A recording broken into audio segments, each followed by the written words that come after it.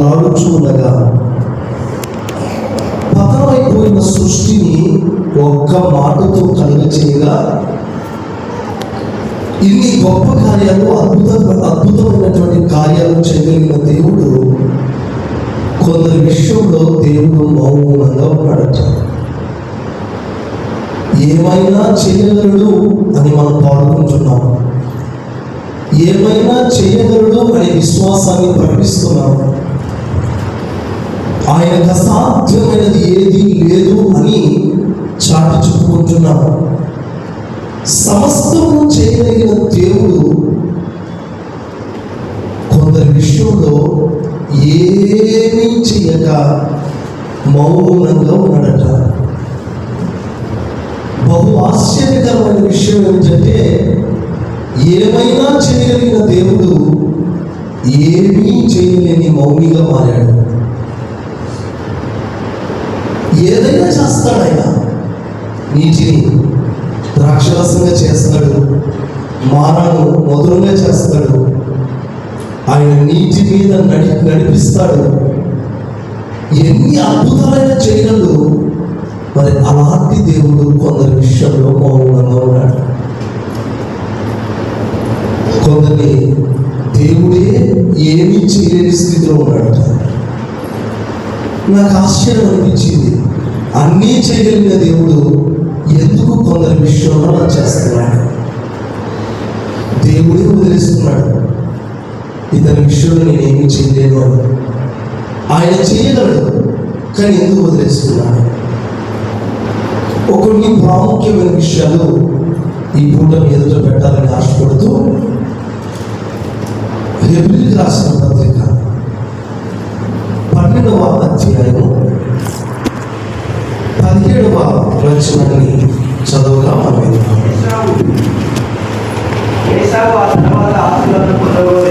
ఏశావు ఆ తరువాత ఆశీర్వాదం పొందబోయి కన్నీళ్లు విడుచుచు దానికోసము శ్రద్ధతో వెతికినను మారు మనసు పొందడం అవకాశము దొరకక విసర్జింపబడనని మీరు ఎరుగుదురు కదా.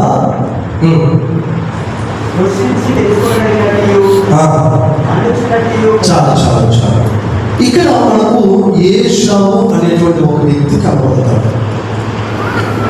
ఈ ఏశావు ఎవరు అని అంటే చెప్పండి, చెప్పాలి. ఏశావు ఎవరు? జ్యేష్ఠుడు.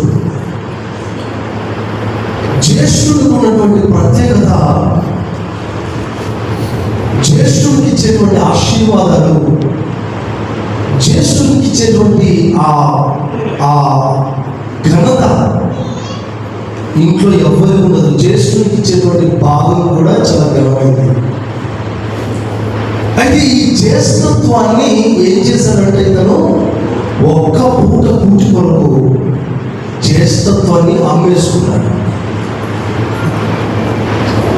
దాని తర్వాత తనకు రావాల్సిన తండ్రి ఎదురున్న దీవెనలు కూడా తను పోగొట్టుకున్నాడు. సరే, నాకు ఒక ఆలోచన కలిగింది. అదేంటంటే, దేవుడు అన్యాయస్తుడా? ఎందుకు దేవుడు ఏశావును ద్వేషిస్తున్నాడు? యాకోబుని దేవుడు ఎందుకు ప్రేమించాడు? అంటే జ్యేష్ఠత్వపు విలువను తెలియని మనసు కలిగిన వాడు, తండ్రి నాకు ఇచ్చేటువంటి స్వాస్థ్యాన్ని నేను కాపాడి తండ్రి నామమును ఘనపరచాలి, తండ్రి నామమును నిలబెట్టాలి, తండ్రి దీవెనలు పొందుకొని తండ్రి నామమును ఘనపరిచే స్థాయిలో నేను ఉండాలి అనే ఆశ తనకు కొంచెం కూడా లేదు. అసలు జ్యేష్ఠత్వపు విలువ తెలియనివాడు.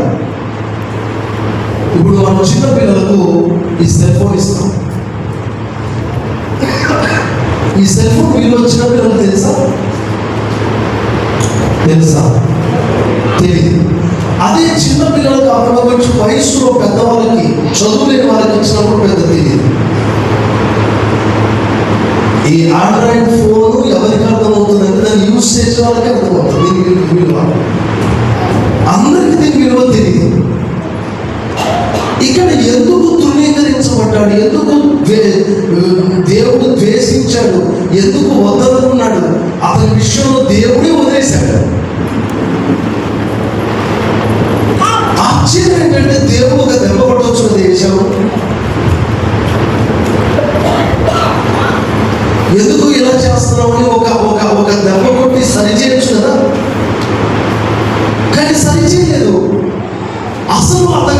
ఆ విలువ తెలియకుండా, ఆ జ్యేష్ఠత్వపు స్థాయి అర్థం కాకుండా దాన్ని చాలా తృణప్రాయంగా, దాన్ని ఇంకొకటి ఏంటంటే ఒక్క పూట కూటి కొరకు,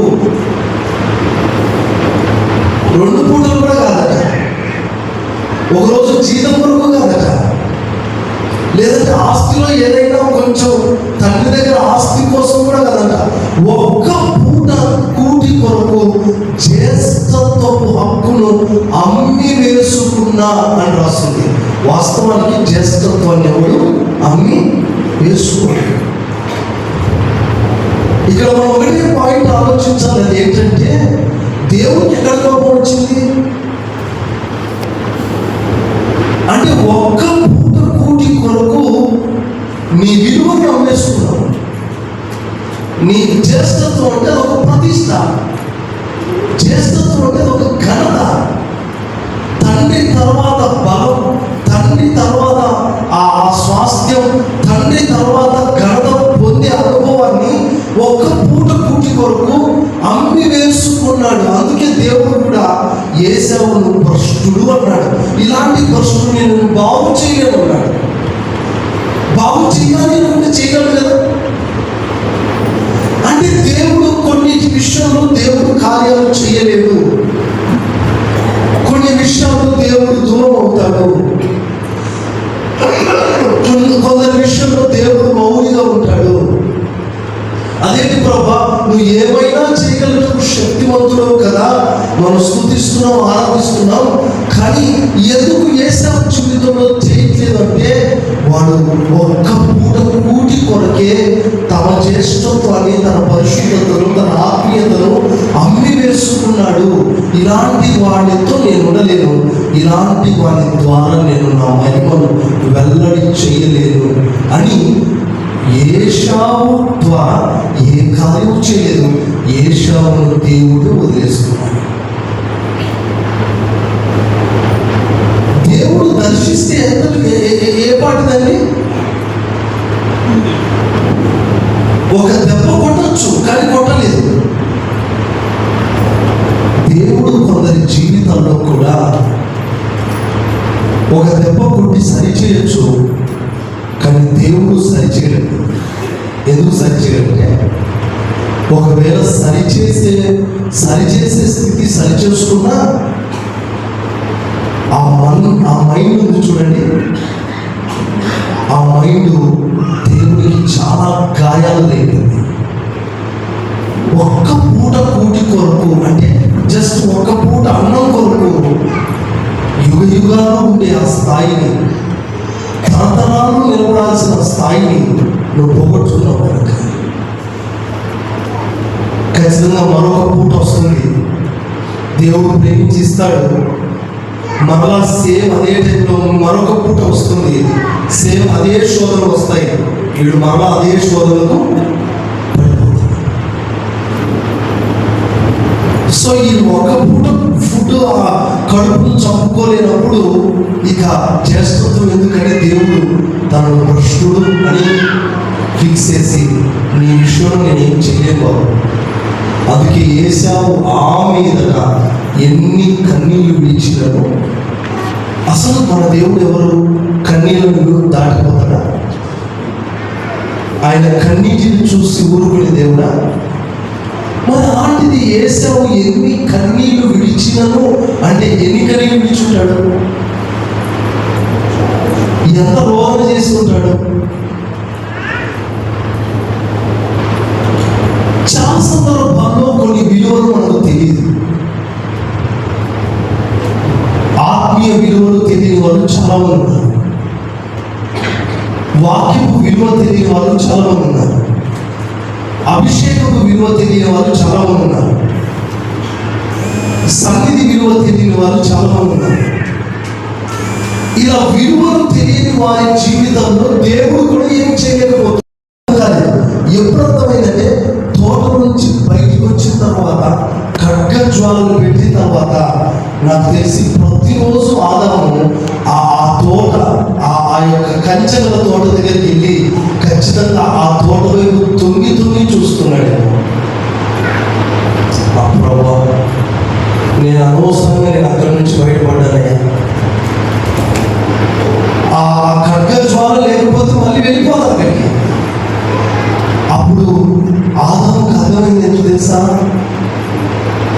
అనవసరంగానే నా పండు తినకపోతే బాగుండదు, అనవసరంగా ఆ పండు తిన్నందుకే ఈ బాధ. కానీ ఎంత బాధపడినా ఏమి చేయలేదు కదా, ఎంత వేదన పడ్డా కొన్నిసార్లు ఏమి చేయలేదు కదా. ఈ రోజుల్లో చాలా మందికి చాలా విలువలు తెలియనందువల్ల వాళ్ళు ఏమవుతున్నారు అంటే దేవుని సన్నిధి నుండి వాళ్ళు తొలగిపోతున్నారు. ఇక్కడ విషయం ఏంటంటే తిన్నందుకు ఆకలైనందుకు కాదు, అక్కడ ఆ ఒక్క పూట కూటి కొరకు నాకున్న జ్యేష్ఠతో నాకు అక్కర్లేదు అనుకొని దాన్ని ధృవీకరించాడు. అంటే దాని విలువను తెలియని వాడుగా ప్రవర్తించినందున దేవుని మనసు గాయపరుచుకుంది. ఈరోజు ఒక పాపం దేవుడు ఏం నేర్పిస్తున్నాడు? ప్రార్థన విలువ, అందులోనండి పరిశుద్ధత విలువ, సన్నిధి విలువ, ఉపదేశం విలువ. ఈరోజు మనందరికీ తెలుసా తెలియదు? దేవుని సన్నిధిలో విశ్రాంతి విలువ తెలుసా తెలియదా? తెలుసు. పునరుద్ధారపు శక్తి, పునరుద్ధారుడైన క్రీస్తును ఆరాధించే ఆరాధన విలువ తెలుసా తెలియదా? తెలుసు. అంటే కొన్ని ఆత్మీయ విలువలు తెలిసి కూడా ఈ విలువైన దానిని నీవు ఒక ఉద్యోగం కొరకు, ఒక వ్యాపారం కొరకు, ఒక ఫంక్షన్ కొరకు, ఒక పూట తిండి కొరకు నువ్వు ఆదివారపు ఆరాధన ఎగొడుతున్నావు అంటే అర్థం ఏంటో తెలుసా? దీని విలువను ఏం చేస్తున్నావు? తక్కువ చేస్తున్నావు. బలిపీఠం యొక్క బలు అర్పించే విషయంలో శ్రేష్ఠ భాగాన్ని దేవుని కొరకు అర్పించాలన్న విలువ ఏలి కుమారులకు తెలియదా? ఏలి కుమారులు ఎవరు కదా? యాజకులే కదా. ఏలి యాజకుడైతే మరి కుమారులు ఇద్దరు యాజకులే కదా. శ్రేష్ఠ భాగం ఎవరికి వెళ్ళాలి? అర్పణ దగ్గరికి రావాలి. ఆ అర్పణ దేవుడు అంగీకరిస్తే మిగిలిన భాగం ఎవరికి? యాజకుడికి. కానీ దేవునికి ఇవ్వాల్సిన ఆ శ్రేష్ఠ భాగాన్ని అది ఇంకా పచ్చి మాంసంగా ఉండగానే దేవుడు అంగీకరించక మునిపే, దేవుడు దాన్ని అంగీకరించక మునిపే దాన్ని వీళ్ళు తీసుకొని తింటున్నారంటే అర్థం ఏంటో తెలుసా? దేవునికి చెందాల్సిన ఆ శ్రేష్ఠ భాగాన్ని వీళ్ళు తమ కొరకు, తమ కడుపు కొరకు, తమ కొరకు, తమ సుఖం కొరకు, తమ కొరకు, తమ సంతోషాల కొరకు దాన్ని తీసుకుంటున్నారు. దేవుడు చూశాడు, ఏమన్నా తెలుసా? నాకు రావాల్సినటువంటి మహిమ, నాకు రావాల్సినటువంటి అర్పణ, నాకు రావాల్సిన సంతోషకరమైన శ్రేష్ఠ భాగాన్ని మీరెలా తీసుకుంటారు? ఈ విషయంలో ఏలి మౌనం ఉన్నాడు. నాకు దుఃఖకరమైన విషయం ఏంటంటే ఏలి ఎందుకు మౌనం ఉండాలి? కనీసము ఆ లోతుకు ఉన్నటువంటి బాధ కూడా ఏమీ లేదు. నాకు అదే బాధ అనిపిస్తుంది. లోతుకు బాధ ఉందట. అయ్యా మీరు వెళ్ళి మారు మనసు పొందండి, అయ్యా మీరు వెళ్ళి అయ్యా ఏమనుకోదండి, మారు మనసు పొందండి, ఉగ్రత వచ్చేస్తుంది అయ్యని చెప్తే నువ్వు మా ఊరికి వచ్చి పరదేశం నుండి తీర్పు తీర్చడానికి వచ్చావా అని అందరూ అంటుంటే నాకెందుకు ఈ తలనొప్పి అని లోపల కుమిలిపోతూ అయ్యో ఈ జనులు నశించిపోతున్నారని తలబాదుకొని తమ హృదయంలో నొప్పించబడుతూ వేదన పడుతూ ఉన్నాడట. ఏంటి ఇప్పుడు కొంతమంది ఉంటాం కదా, చెప్పిన మాట వినలేదనుకోండి వదిలేసుకున్నా మనసు ఒక బాధ ఉంటుంది. అయ్యో చెప్పిన మాట వినలేదే, అయ్యో వీళ్ళు ఇలా అయిపోయారే, అయ్యో ఎందుకు ఇలా లోపడలేదే, ఎందుకు ఇలా నష్టమైపోతున్నారన్న బాధ కూడా చెప్పండి ఏనికి లేదు. మరి నా కుమారులు ఇద్దరు ఇలా చేస్తున్నారే, నా కుమారులు ఇద్దరు ఇలా పాడైపోతున్నారే, నా కుమారులు ఇద్దరు శ్రేష్ఠ భాగాన్ని తీసుకొని ఇష్టం వచ్చినట్లుగా దాన్ని దేవుని సేవ పరిచయం కొరకు, దేవుని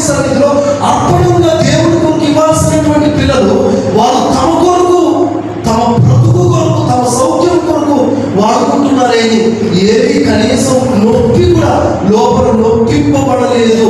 అందుకే దేవుడు ఏమన్నాడంటే, నాకంటే నీ కుమారులను నువ్వు చెప్పండి గొప్ప చేశావు అంటే అర్థమేంటి తెలుసా? నాకు రావాల్సిన మహిమ కంటే నీ కుమారుడు చేసిందే రైట్ అనుకున్నాను. నీ కుమారుడు చేస్తున్నదే ఓకే అనుకున్నాను.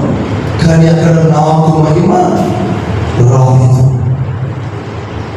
ఒక్కసారి డీప్గా ఆలోచించండి. ఈ ఇద్దరు ఆ ఏలి కుమారులు ఇద్దరూ కూడా ఏం జరిగిందో తెలుసా? ఆ విలువ తెలియకోకుండా, ఆ జ్యేష్ఠత్వపు ఆ శ్రేష్ఠ భావం దేవునికి చెల్లాలి, అది దేవునికి అర్పణగా మారాలి. అది విలువ తెలియకోకుండానే వాళ్ళు ఏం చేశారు? నష్టం చేశారు. దేవుని మహిమ అక్కడి నుంచి ఏమైంది? వెడలిపోయింది. ఈ కాబోదు చాలా కుటుంబాల్లో ఈ కాబోతున్నారు. దేవునికి రావాల్సిన మహిమను, దేవునికి చెల్లాల్సిన ఘనతను మనం ఎక్కడికో ఎవరికో ఖర్చు పెడతాం. నువ్వు దేవునికి చెల్లించాల్సిన ఆ స్థానాన్ని ఎవరికో ఇస్తున్నావు. నీవు నీ కుమారులను గొప్ప చేశావు. నీవు దేవుని సన్నిధి కంటే, బలిపీఠం కంటే, వాక్యము కంటే, సన్నిధి కంటే ఎక్కువగా దేని వరకు ప్రాధాన్యత ఇస్తున్నావు. ఒక్కసారి ఆలోచించండి. దేవుని సన్నిధిలో విలువలు తెలియని వారు, దైవికమైన విలువలు తెలియని వారు, వాక్యపు విలువలు తెలియని వారు, దేవుని ప్రసన్నత యొక్క విలువలు తెలియని వారిని దేవుడు ఏమనుకుంటాడంటే, నేను వదిలేస్తానని చెప్పి వదిలేస్తాను. వారి విషయంలో దేవుడి యాక్షన్ రాలేదు. ఒక దెబ్బ కొట్టి, రెండు దెబ్బ, ఇద్దరు ఒక దెబ్బ కొట్టి సరిచేర్చుగా, కానీ దేవుడు ఒప్పుకోలేదు. నేరుగా తీర్పు వచ్చేసింది. దీన్ని బట్టి మనకి ఏమర్థం అవుతుంది అంటే, ఏమైనా చేయగలిగిన దేవుడు కొందరి విషయంలో ఏమీ చేయలేడు, వారు వదిలేసుకుంటారు. దేవుడే వదిలేసుకుంటే పరిస్థితి ఏంటమ్మా? దేవుడే కాదంటే ఎక్కడికి వెళ్ళగలరు? దేవుడే ధృవీకరిస్తే ఎక్కడైనా మామూలు పొందగలరా? కయ్యూనితో దేవుడు ఏమన్నాడు? నువ్వు దేశ దిగులు అయిపోతావు, నా సన్నిధి నుండి త్రోసివేయబడితే అన్నాడు. ఎవరికి చెప్పుకుంటాడండి? దేవుడే త్రోసేస్తే. అసలు ఆశ్చర్యకరమైన విషయం ఏంటంటే, దేవుడు త్రోసివేసిన క్షణం ఆ వ్యక్తి ఎక్కడికి వెళ్ళి బాగుపడగలడు? అందుకే దావీదు ఏమంటాడో తెలుసా? ప్రభా, శత్రు చేతిలో పడ్డం కంటే నీ చేతిలో పడ్డం బెస్ట్. శత్రు చేతులకు అప్పగిస్తే నా ప్రాణం తీసేస్తాను. అదే నీ చేతిలో నువ్వు నా ప్రాణం తీసినా పర్లేదు, నీ చేతిలో బతుకుతా.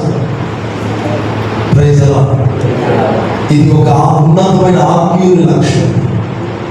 నేనేమంటానంటే, విలువ లేని వ్యక్తులుగా చాలా మంది ఉంటున్నారు. ఇలాంటి వారిని దేవుడు పట్టించుకోవట్లేదు. కొంతమందికి అభిషేకం విలువ తెలియదు, కొంతమందికి ప్రార్థన విలువ తెలియదు, కొంతమందికి సన్నిధి విలువ తెలియదు, కొంతమందికి సహవాస విలువ తెలియదు, కొంతమందికి దైవజనం విలువ తెలియదు, కొంతమందికి ఆత్మీయ అనుభవాల విలువ. ఆత్మీయులు ఎంత సన్నిధి, ఆత్మీయులు ఎంత స్థాయిలో ఉన్నారో వారి స్థాయి యొక్క విలువ కూడా కొంతమందికి తెలియదు. విలువలు తెలియని వాళ్ళే ఏమవుతున్నారంటే, ఇక్కడ ఒక్క పూట పుట్టి కొరకు జ్యేష్ఠత్వాన్ని అమ్ముకున్నట్లుగా ఒక పూట కొరకు అభిషేకాన్ని అమ్ముకునే వాళ్ళు లేదా? ఒక పూట కూర్చి కొరకు ప్రార్థన జీవితాన్ని పోగొట్టుకునే వాళ్ళు లేదా? ఒక పూట కూర్చి కొరకు దేవుని ప్రసన్నతను పోగొట్టుకున్న వాళ్ళు లేదా? ఒక పూట కూర్చి కొరకు దేవుని అభిషేకాన్ని నష్టం చేసుకున్న వాళ్ళు లేదా? అలాంటి వాళ్ళు చాలా మంది ఉన్నారు.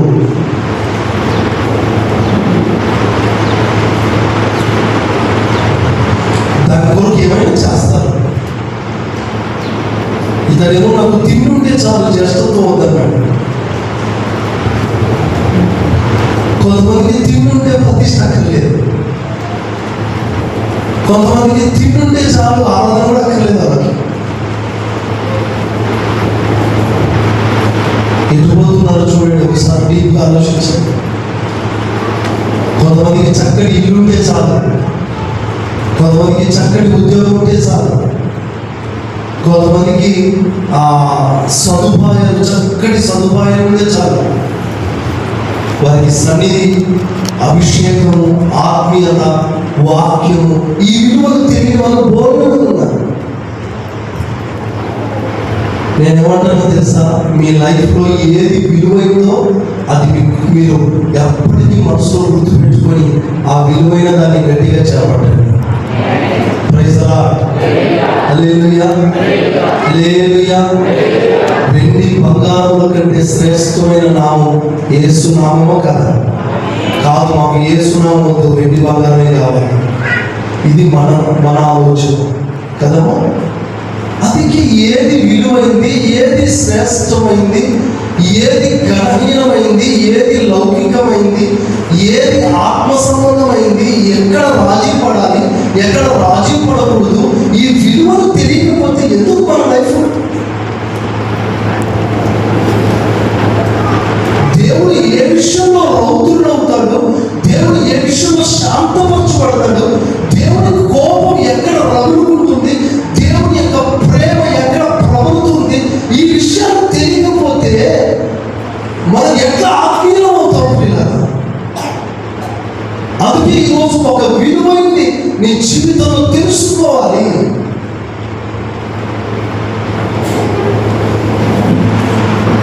విలువైన దాని కొరకు దేనినైనా త్యాగం చేసుకోవాలి. కానీ విలువైన దాన్ని పోగొట్టుకోవడం కోసం, చిన్న చిన్న వాటి కోసం శ్రేష్టమైనది పోగొట్టుకుంటే చిన్న వాటికి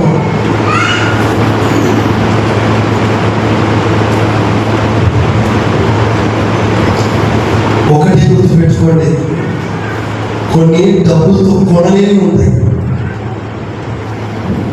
హలో, కొన్ని డబ్బులతో కొనలేని ఉంటాయి. నువ్వు కోట్లు పెట్టినా కొనలేవు.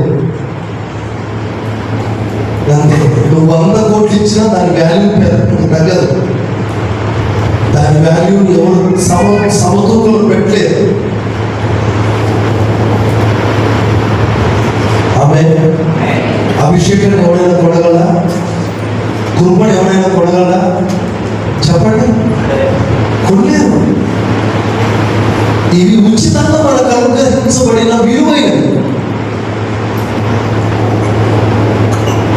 విలువైన సహవాసాన్ని, విలువైన ప్రేమలను, విలువైనవి ఏమి మీకు అర్థం కావు.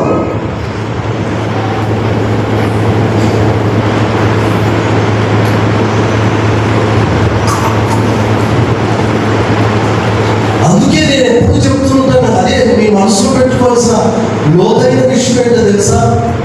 ఏదైనా మీ కుటుంబ భాగంలో నేను మాట్లాడుతున్నాను, మీ ఫ్యామిలీ సర్కిల్లో కూడా నా లైఫ్లో ఏది శ్రేష్టమైంది, వెండి బంగారాలా, లేదా సంపాదన, దేవుని సన్నిధియా, వాక్యమా, ఏది విలువైందో కూడా గుర్తించాలి.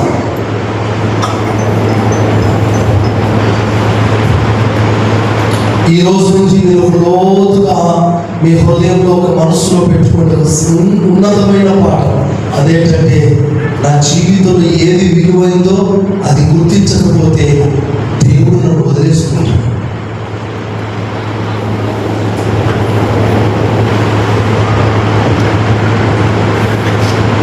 ఇది చాలా ఒకసారి లోతుగా ఆలోచిస్తే మనసు పాడైపోతామో భయం వేస్తాం.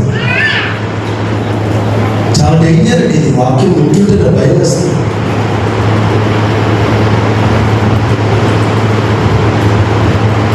చాలా మందికి తెలియదు.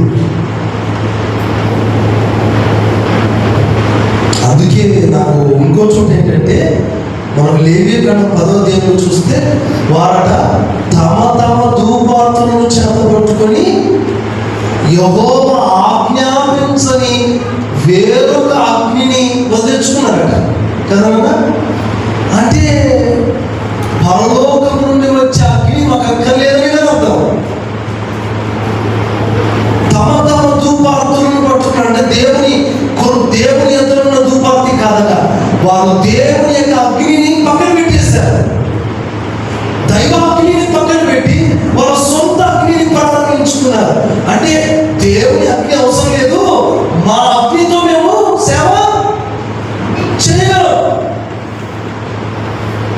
మాకంటూ ఒక అగ్ని ఉంది, మాకంటూ ఒక నడిపింపు ఉంది. అంటే దేవుని అభిషేకంతో దిగొచ్చిన అగ్ని మాకు అక్కర్లేదట. వాళ్ళు చూడండి ఎలా చేశారో. దేవుని అందరి నుండి వచ్చిన అగ్ని కాదు, కానీ మాకంటూ ఒక అగ్ని ఉంది, దీంతో మేము ధూపం వేయగలము. దేవుడు ఊరుకున్నాడా? చెప్పాలి. అంటే దేవుని అగ్నిని తక్కువ చేస్తున్నారు వాళ్ళు. దేవుని అభిషేకాన్ని వాళ్ళు చాలా చిన్నగా చూస్తున్నారు. పరలోకం నుండి అగ్ని దిగి రావాలి. ఆ నిప్పులు చేత పట్టుకొని ధూప వేదికలు వేసుకొని, మేము ధూపాన్ని చేత పట్టుకొని ఆ యొక్క ధూప సంబంధమైన ద్రవ్యములు దాంట్లో వేసుకొని ధూపు వేయాలి. ఇది పక్కన పెట్టి వాళ్ళు పరలోక సంబంధమైన అగ్ని మాకెందుకు, ఇక్కడ కూడా నిప్పులు ఉన్నాయి కదా అని దాని విలువను తక్కువ చేసి, దాని స్థానాన్ని తక్కువ చేసి, దానికి ఉన్న ఆ ఉన్నతమైన ఘనతను తక్కువ చేసి వీళ్ళు దీన్ని ఎక్కువ చేసుకుంటున్నారు. దేవుడు నీలాంటి అక్కర్లేదని చెప్పి దేవుడు తీసుకొనిస్తాడు. దైవికమైన క్రమాన్ని తక్కువ చేయకుండా, ఉపదేశాన్ని తక్కువ చేయకుండా, దైవ క్రమాన్ని తక్కువ చేయకుండా, కొంతమందికి సొంత అగ్నిలు, సొంత నడిపింపులు, సొంత ఇష్టాలు, సొంత అభిప్రాయాలు, సొంత ఆలోచనలు దేవుని నడిపింపును తక్కువ చేస్తున్నాయి. అంటే నా నడిపింపు నీకు అక్కర్లేదు, దేవుడు కూడా ఏం చేస్తాడు, వదిలేశాడు. నా నడిపింపు అక్కర్లేదు కదా వదిలేశాడు. నేను ఏం చేయలేదు, నేను కాపాడలేదు. చాలాసార్లు మనం కూడా స్వచ్ఛత చేస్తూ ఉంటాం. ప్రభు చెప్తాడు, మాకంటూ కొన్ని నిర్ణయాలు ఉంటారు. ప్రభు ఆలోచనలు మనం తీసుకోలేదు. ప్రభు యొక్క స్పష్టమైన నడిపింపును మనం తీసుకోలేదు, స్వీకరించలేదు. అలాంటప్పుడు ఏదైతే దేవుడు ఏం చేస్తాడంటే, ఇక నా ఆలోచన లేనప్పుడు నేనేం చేయగలను, సరే వెళ్ళను. దెబ్బల మీద దెబ్బలు, దెబ్బల మీద దెబ్బలు, గాయాల మీద గాయాలు, గాయాల మీద గాయాలు. ఎన్ని గాయాలయ్యో.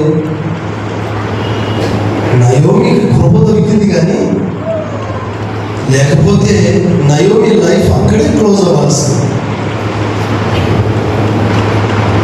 విలువలు తెలియని కొన్ని ఆత్మీయ విలువల అర్థం కాని పరిస్థితిలో సంఘం ఉంది.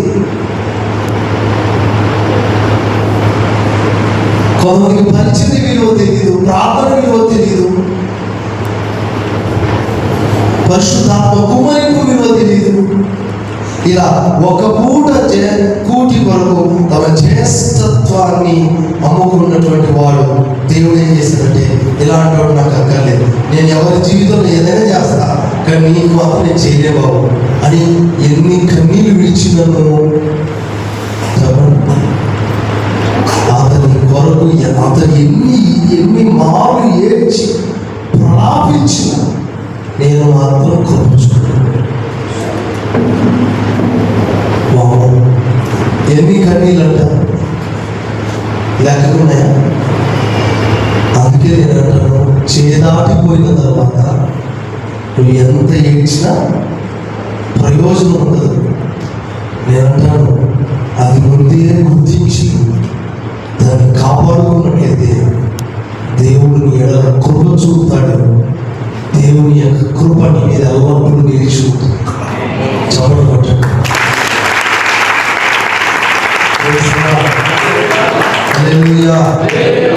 రెండవ వ్యక్తిని మీకు పరిచయం చేస్తాను. యోహాను సువార్త 13వ అధ్యాయం 26వ వచనం.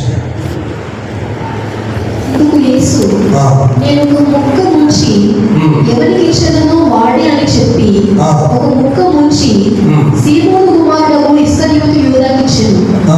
వాడు ఆ ముక్క పుచ్చుకొనగానే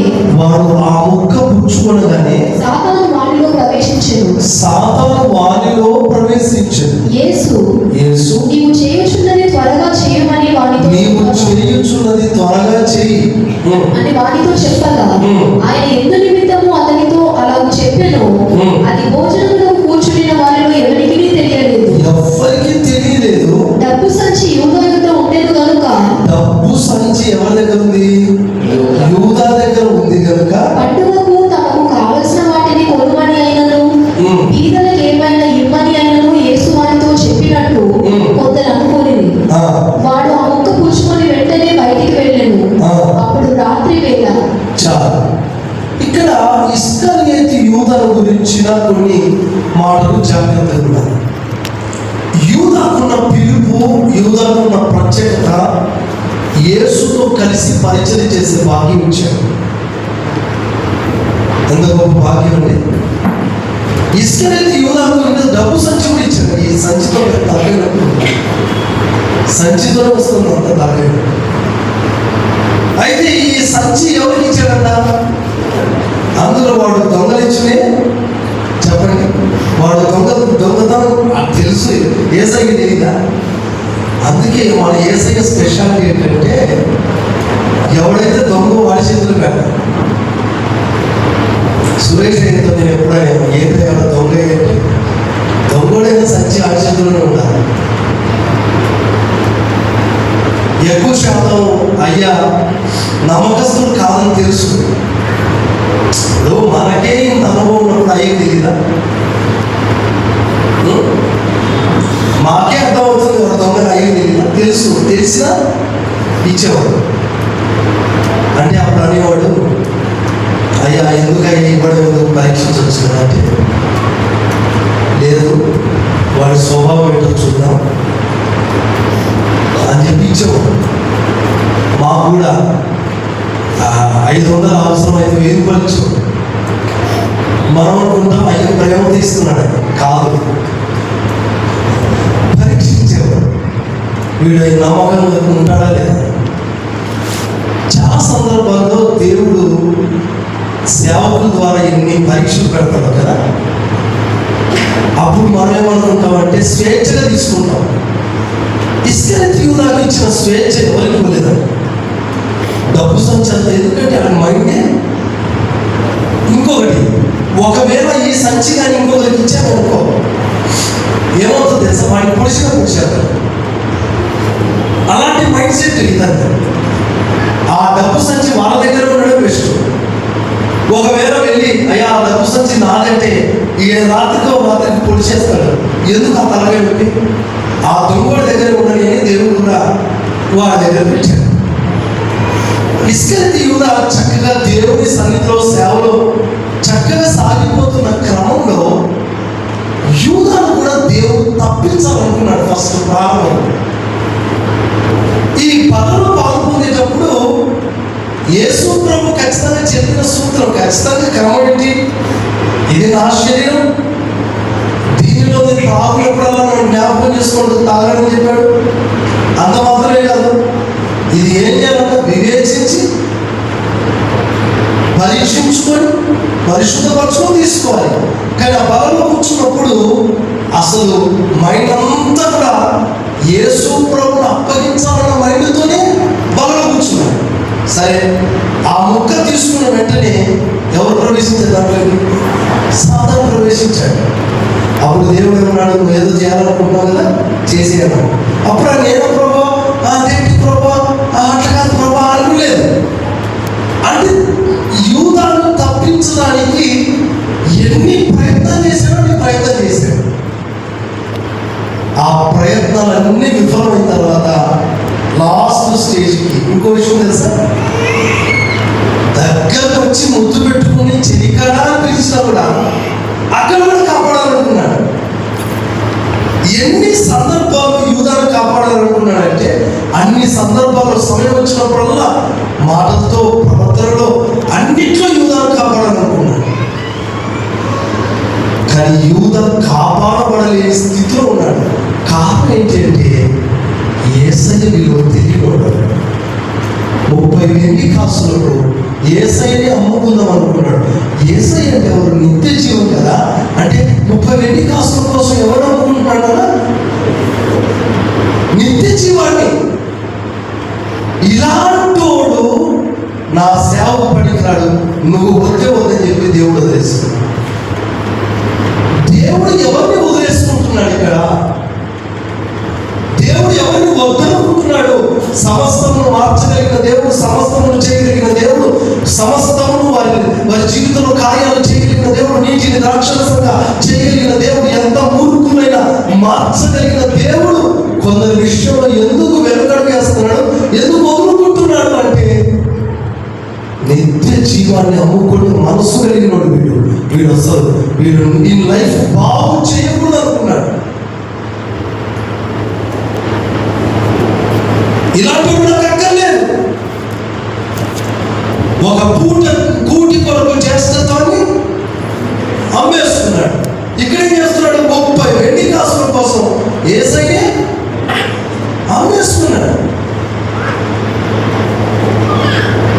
ప్రియ దేవుని బిడ్డలారా, ఈ రోజుల్లో నిత్య జీవం అమ్ముడుపోతుంది. మనకి ఇవ్వబడిన జీవాన్ని మనం అమ్మేసుకుంటున్నాం. ప్రియ దేవుని బిడ్డలారా, బాగా పవర్ పొందినప్పుడు క్రమపరచాలని ట్రై చేశాడు. ఎన్నో సందర్భాల్లో డైరెక్ట్గా మాట్లాడుతున్నాడు, అందరి ముందు మాట్లాడాడు. అయినా కూడా అర్థం కాలేదు. సరిచేద్దాం అనుకున్నాడు, ఇక సరిచేయలేదు. నిత్య జీవం విలువ తెలియనివాడు యేసు చెలికాడని గుర్తు పెట్టుకున్నప్పుడు కూడా మా మనసు రాలేదు. ఇలాంటి వాడు నాకు అక్కర్లేదని దేవుడు వదిలేసుకున్నాడు. ఇప్పుడు చెప్పండి, దేవుడు వదిలేసుకున్న తర్వాత మనం ఏమైనా సంపాదించగలమా? దేవుడే వద్దనుకున్నాడు, దేవుడే మౌనం అయ్యాడు. అందుకే ఈరోజు చాలా మందికి కొన్ని విలువలు తెలియదు. విలువలు ఎరుగని వారై దాన్ని దేవుని సన్నిధికి వస్తున్నారా? అలా చేయకండి సంగమా. మనకు నిత్య జీవపు విలువ అర్థం కావాలి. యేసయ్య జీవపు విలువ మనకు అర్థం అవ్వాలి. మనకు డబ్బు ముఖ్యం కాదు, యేసుతో నడిచే అనుభవం మనకు ముఖ్యం. మనకు డబ్బు ముఖ్యము కాదు, యేసుతో కలిసి భోజనం చేయడం ముఖ్యం. డబ్బు ముఖ్యం కాదు, యేసుతో కలిసి శ్రమను పొందడం ముఖ్యం. మనకు డబ్బు ముఖ్యం కాదు, యేసుతో కలిసి అపోస్తులతో చేయడం ముఖ్యం. యేసుతో నడిచిన వారికి దేవుడు వాగ్దానం చేసిన ఆత్మను ఇచ్చాడు. నాతో నడిచిన మీకు తక్కువ చేశానా? లేదే. 12 గోత్రముల ఇశ్రాయేలు ప్రజలకు తీర్పు తీర్చడానికి నేను మీ అందరినీ ఏర్పరచుకున్నాను. ఆమేన్. యేసుతో నడిచిన విలువ మనకు అర్థం అవ్వాలి. యేసుతో ఉండే సహవాసపు విలువ మనకు అర్థం అవ్వాలి. యేసుతో నడిస్తే ఏం లాభం అనుకునే వాళ్ళు చాలా మంది. యేసుతో ఉంటే ఏం లాభం? తిండి తక్కువ ఉండదు, ఉపవాసాలు ఉంటాయి. యేసుతో నడిస్తే నిత్య జీవం, యేసుతో ఉంటే పరలోకం, యేసుతో ఉంటే 12 గోత్రీకులకు తీర్పు తీర్చే స్థాయిని దేవుడు ఇస్తున్నాడు. ఆమె చెప్పు గట్టిగా ప్రైజ్ ది లార్డ్, హల్లెలూయా. అయ్యో విలువ తెలియకుండా పడిపోయాడే. నా బాధ ఏంటంటే ఇక్కడ మనం కొంచెం డీప్గా ఆలోచించండి. యేసుతోనే ఉన్నాడు కానీ డబ్బు సంచి కావాలి. యేసుతోనే ఉన్నాడు కానీ వెండి కాసులు కావాలి. యేసుతోనే ఉన్నాడు కానీ దొంగగా బ్రతుకుతున్నాడు. ఇలాంటి బ్రతుకు మనకొద్దు. యేసుతో ఉండి ఆ బ్రతుకు మనకొద్దు. యేసుతో ఉన్నామా, యేసుతోనే నడవాలి. యేసుతో ఉన్నామా, ఆ జీవం కొరకు బ్రతకాలి. యేసుతో ఉన్నామా, యేసుతోనే శ్రమ పడదాం. యేసుతోనే ఉన్నామా, ఆయన కొరకు హింసింపబడదాం. యేసును నమ్మామా, ఆయనకు సాక్షులుగా బ్రతుకుదాం. యేసయ్యను అడ్డం పెట్టుకొని లోకానుసారంగా బ్రతకవద్దు. యేసును అడ్డం పెట్టుకొని లౌకిక సంబంధమైన వ్యక్తులుగా బ్రతకవద్దు. యేసును అడ్డం పెట్టుకొని బిజినెస్ చేసే మనసు, యేసును అడ్డం పెట్టుకొని లౌకిక సంబంధమైన బ్రతుకులు బ్రతుకుతూ ఆయన నామానికి అపకీర్తి తెచ్చిపెట్టే బ్రతుకు మనవద్దు. నడిస్తే యేసుతో మనం నడుద్దాం, ఆయన హింసలతో మనం నడుద్దాం, ఆయన శ్రమలతో మనం నడుద్దాం. హల్లెలూయా. అలా నడిచిన వారికి పరలోకమందు అత్యధికమైన బహుమానాన్ని దేవుడు మనకి ఇచ్చాడు. ప్రైజ్ ది లార్డ్, హల్లెలూయా. ప్రియమైన దేవుని బిడ్డలారా, యాకోబుకు రాహేలుకు యాకోబు విలువ తెలీదు. యాకోబు ఎవరు? ఆత్మీయుడు. యాకోబు ఎవరు? ప్రార్థనపరుడు. యాకోబు ఎవరు? ఇశ్రాయేలు బిడ్డ. ఆయన చేసిన ప్రార్థన రాహేలుకి ఏమో తెలుసా? రాహేలులో జీవం లేదు, రాహేలులో ప్రార్థన లేదు, రాహేలులో ఆత్మీయత లేదు. ఈయన చూస్తే దేవుని బిడ్డ, స్తోత్రం కలుగును గాక. హల్లెలూయా. చెబుదాం గట్టిగా. యాకోబు ఎవరండి? సరే తప్పిపోయినొచ్చు, ప్రార్థన లేదా? రాహేలు ఏం తెలుసు? ఈరోజు చాలా మందికి ప్రార్థన అనుభవం కలిగినటువంటి అనుభవాలు చాలా మందికి తెలియదు. యాకోబు విలువ రాహేలుకు తెలియదు. యాకోబు ఎవరు? ఆత్మీయుడు. రాహేలు ఎవరు? దొంగ. విలువలు తెలియని వాళ్ళు. యేసుతో నడుస్తున్న యూదా యేసుని అమ్ముకునే ఒక భయంకరమైనటువంటి వ్యక్తిగా మారేది. యేసుతో ఉండి, యేసుతో నడిచి, యేసులో నీ జీవాన్ని కొనసాగించాల్సిన నువ్వు 30 వెండి కాసుల కొరకు యేసయ్యనే అమ్ముకునేంత పరిస్థితి వచ్చేది. ఇలాంటి నాకొద్దని దేవుడు యూదాను పక్కన పెట్టేశాడు. దేవుడు వదులుకున్నాడు. అవకాశాలు ఇస్తాడు మన జీవితంలో. ఎందుకు ప్రభా అంత సీరియస్గా తీసుకుంటావు కొందరు విషయాలు అంటే వాళ్ళ విలువ తెలియదు. అందుకే ప్రియ దేవుడు పిల్లారా, ఈరోజు ఒక తీర్మానం వద్దాం. ఆత్మీయ విలువలు ఎరిగిన దానిని నేను బ్రతుకుతాను ప్రభా. ప్రతిష్ట విలువలు తెలిసిన వాడినై నేను బ్రతుకుతాను ప్రభా. హల్లెలూయా. సంసోనుకి ఎప్పుడు అర్థమైందో తెలుసా? ప్రతిష్ట కోల్పోయిన తర్వాత నేను సామాన్యుని అయిపోయాను అర్థమై తిరిగి నాకు ఆ ప్రతిష్ట కావాలని కోరుకున్నాడే. నిజంగా ఆ పశ్చాత్తాపం కావాలి. చాలా మందికి తెలీదు మతం యొక్క విలువ, ప్రతిష్ట యొక్క విలువ అది తెలీదు. కానీ నేను చెప్తున్నాను, ఆ విలువ ఎరిగిన నాడు ఖచ్చితంగా దాని కొరకు వెల చెల్లించేలా కాపాడుకుంటాం. లేదంటే ఒక పూట కూర్చుకొని ఏం చేసుకుంటాం? పోగొట్టుకుంటాం. కానీ ప్రతిష్ట విలువ తెలిసిన రోజు దాన్ని ఎంత నష్టమైన పర్వాలేదు, దాన్ని సంపాదించుకుంటాం. పునరుద్ధానపు విలువ తెలిసిన పౌలు గారు నష్టపోయాడు. బహుమానం కొరకైన మోషే దేవుని బిడ్డలతో శ్రమ పొందుట మేలని ఎంచుకున్నాడు. ఎందుకంటే తెలుసా? ఆ కాలంలో ఆ పునాదుల గల పట్టణంలోకి చేరినప్పుడు తనకు వచ్చే ఆ అనుభవాలను మనసులో పెట్టుకున్నాడు. ప్రియ దేవుని బిడ్డలారా, మనకు ఒక కాలం ఉంది. దాని కొరకు ఎంత వెలైనా చెల్లించాలి. వెలగలిగిన కాలాలను బట్టి నువ్వు చిన్న వాటి కొరకు కాలాన్ని పోగొట్టుకోవద్దు. ఇశ్రాయేలు ప్రజలు అవిధేయులై ఏం పోగొట్టుకున్నారో తెలుసా? విశ్రాంతిని పోగొట్టుకున్నారు. చిన్న వాటికి పరలోకాన్ని పోగొట్టుకునే గుంపు, చిన్న చిన్న వాటి కొరకు దేవుని సన్నిధిని కృపను పోగొట్టుకునే గుంపు, చిన్న చిన్న బలహీనతలను బట్టి ఆత్మీయతను పోగొట్టుకునే గుంపు, చిన్న చిన్న కొరతలను బట్టి దేవుని కృప దూరం అయిపోయే పరిస్థితులు అవి మన జీవితంలో రాకూడదు. అవి మన జీవితంలో మన బ్రతుకులో రాకూడదు. ప్రభా, చిన్న చిన్న వాటి కొరకు మహిమకు దూరం అయ్యే పరిస్థితులు నా జీవితంలో రాకూడదు ప్రభా. అయ్యా, నేను మహిమకు దూరం కాకూడదు ప్రభా. నీ సన్నిధికి నేను దూరం కాకూడదు ప్రభా. చిన్న చిన్న వాటి కొరకు నేను బలహీనం కాకూడదు ప్రభా. చిన్న చిన్న కొరతలకు నేను బలహీనం కాకూడదు ప్రభా. అయ్యా, శవం ఉండకుండా, ఓ ద్రాక్షకు సంబంధించిన ఉండకుంటే చాలు, నువ్వు ప్రతిష్టలోనే ఉంటావు, నీ సమర్పణలోనే ఉంటావు. కానీ చిన్న చిన్న వాటికి లోపడిపోయి ఉన్నతమైన వాటిని నేను పోగొట్టుకుంటున్నాను ప్రభువా. ఈరోజు చాలా మంది విశ్వాసులు ఆ అనుభవంలోనే ఉన్నారు. అందుకే దేవుడు తేటగా సూటిగా ఈరోజు మాట్లాడుతున్నాడు.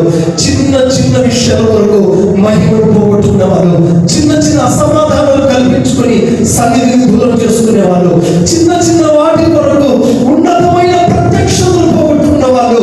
అయ్యో, ఒక్క పూట కూటి కొరకు చేస్తత్వాన్ని అమ్ముకున్నాడే.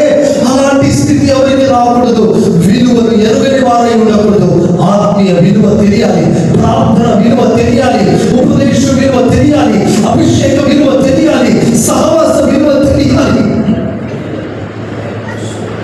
ఇది తెలియకుండానే మనం బ్రతకొచ్చు. ప్రతిదానికి ఒక వెల ఉంది, విలువ ఉంది.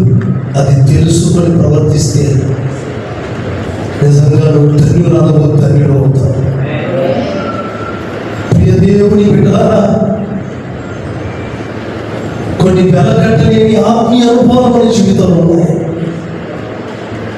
భూ ప్రపంచంలో ఉన్న బంగారం అంతా తీసుకొని వచ్చిన దాని ముందు యేసు అను ప్రశస్తమైన ఆయన స్వభావమైన నామం వెలకట్టలేదు. హల్లెలూయా. ప్రపంచంలో ఎన్ని కోట్లు పెట్టినా దొరకని కృపాభిషేకం, దాని విలువ తెలియదు చాలా మందికి. ఈరోజు ఒక ఉన్నతమైన పాఠం. సౌలు కూడా అదే జరిగింది కదా. కిరీటం, రాజ్యం విలువ తెలియదు, దేవుని చిత్తం విలువ తెలియదు, దేవుని అభిషేకం విలువ తెలియదు, అన్ని పోగొట్టుకున్నాడు. పోగొట్టుకున్న వాళ్ళకి తెలుస్తుంది దాని విలువ ఏంటో. కనుక ఒక్క పూట కుట్టి కొరకు ఏమి పోగొట్టుకోవద్దు. 30 వెండి కాసుల కోసం యేసు ప్రభు యూదా అమ్మేస్తున్నాడు.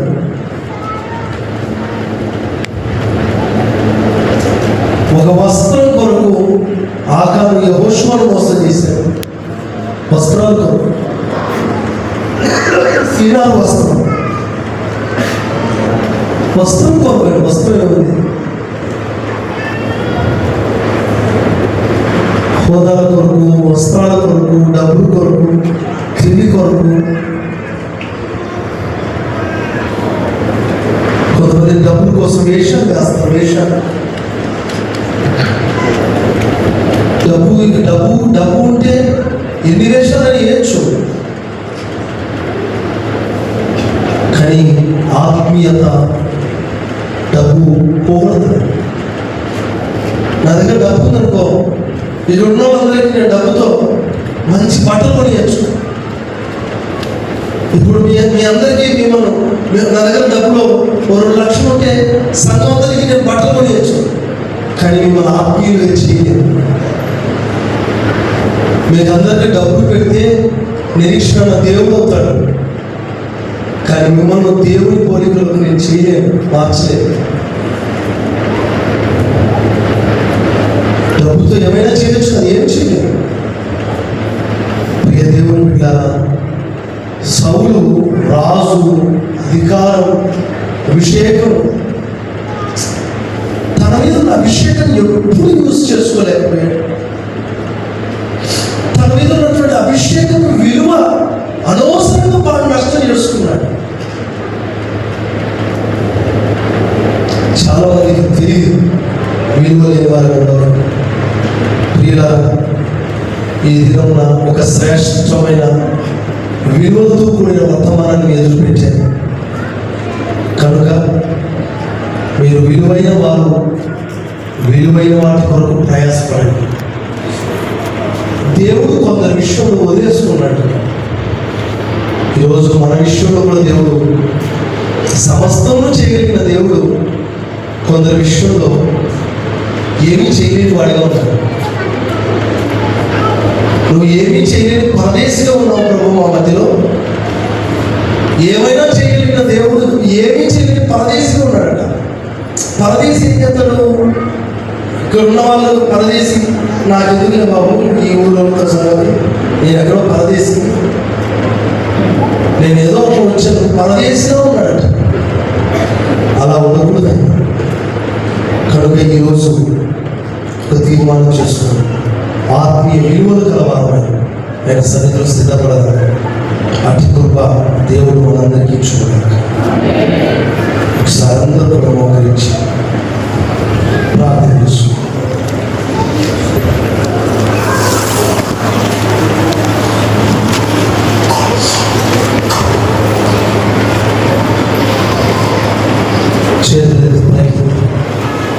మోకరించారు.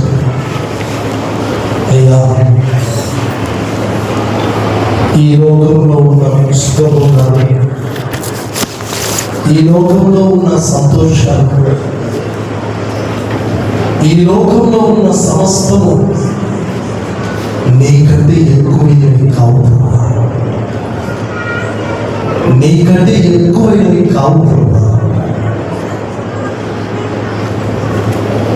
ఒక ఆత్మీయ విలువను ఎరిగిన దానని వాడని నీ సన్నిధిలో నేను దాన్ని కాపాడుకున్నట్టు ఒక పని రెండు చేతులు ఆకాశమందున దేవాది దేవుడు చాచి విలువలు తెలియని వాడిగా నేను బ్రతుకుతున్నాను. ఆత్మీయ విలువలు ఎరుగని వారే ఎన్నెన్నో పోగొట్టుకుంటున్నారు. ఒక్క పూట కూర్చు కొరకు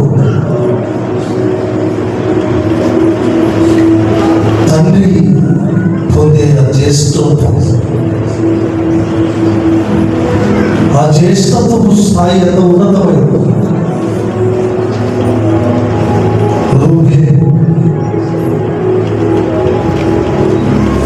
జ్యేష్ఠుడు కానీ దానికి రాలేదు ఆశీర్వాదం.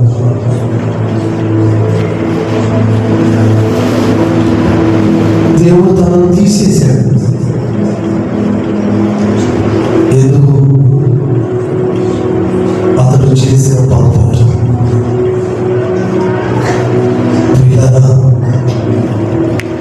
ఈరోజు అన్ని విలువలు నీకు తెలియాలి. ప్రతిష్ట విలువ నీకు తెలియాలి. ఆత్మీయ విలువలు నీకు తెలియాలి. అభిషేక విలువలు తెలియాలి. సన్నిధి విలువ తెలియాలి. ఆ విలువలు తెలియని వారిగా మనం ఉంటే మన జీవితంలో చాలా ప్రమాదం. ఏదైనా చేయడానికి శక్తి గల దేవుడు కొందరు విషయాలు చేయలేకపోవడానికి కారణం దేవుడే వదిలేసుకుంటున్నాడు.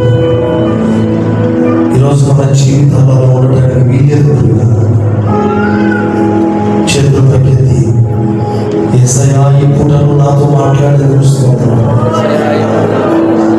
ఆత్మీయ విలువలు తెలిసిన వాడని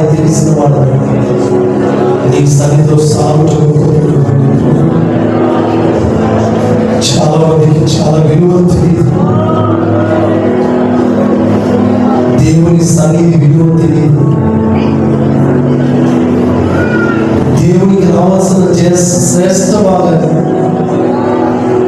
దేవునికి చెల్లాల్సిన శ్రేష్ఠ భాగాన్ని వారు తీర్చు. బలి అర్పణ యొక్క విలువ తెలియని వారు ఇది దేవునికి సంబంధించింది, ఇది నేను ముట్టకూడదు అని వారు అనుకోలేదు.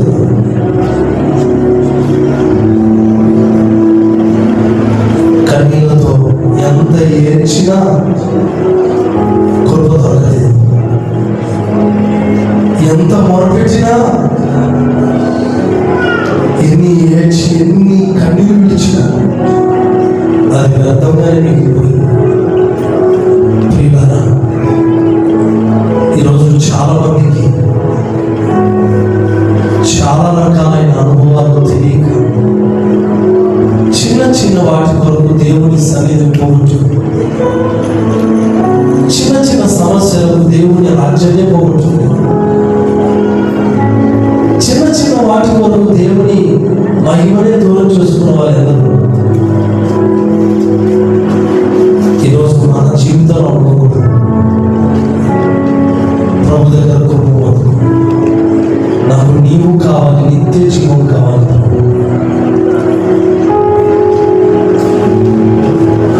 అందరూ నన్ను విడిచిపెట్టి వెళ్ళారు, వెళ్ళు. అందరూ విడిచిపెట్టి వెళ్తున్నారు, వెళ్తావా అంటే లేదు. నీ జనమే నా జనము, నీ దేవుడే నా దేవుడు. ఒక సహవాస విలువ తెలిసిన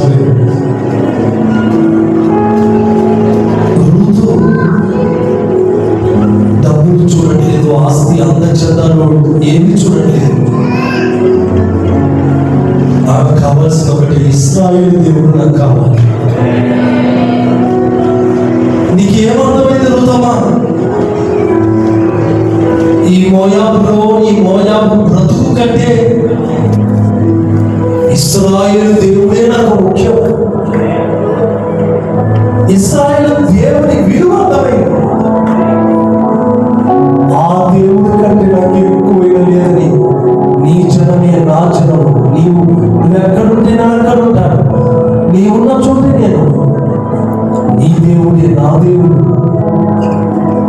జనమే నా జనం, నువ్వెక్కడున్నావు నేను అక్కడ ఉంటాను.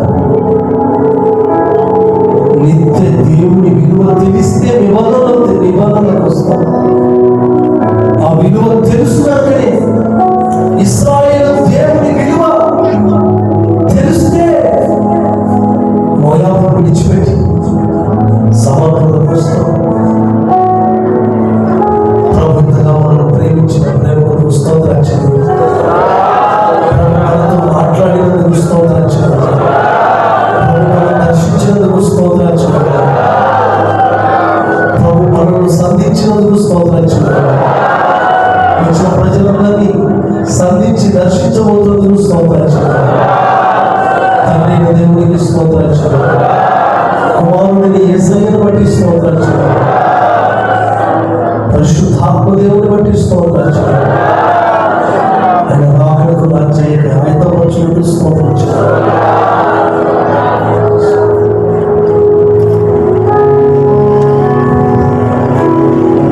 ప్రేమస్వరూపి పరిశుద్ధుడా, మహిమగల యేసయ్యా, స్తోత్రాలు.